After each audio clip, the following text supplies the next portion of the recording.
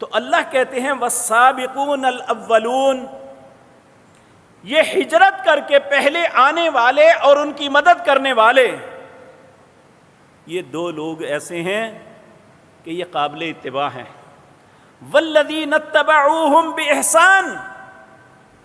جس نے بھی قیامت تک ان لوگوں کی اتباع کی، رسول اللہ کی ذات کے بعد ان لوگوں کی اتباع کی، سیدنا ابو بکر، سیدنا عمر، سیدنا عثمان، سیدنا علی، اور جتنے وہ لوگ مہاجرین اور وہ لوگ جو انصار تھے جنہوں نے ان کی مدد کی، کہا والذین اتبعوہم بإحسان، اچھائی کے اندر جنہوں نے ان کی اتباع کی، ان لوگوں کی اتباع کی،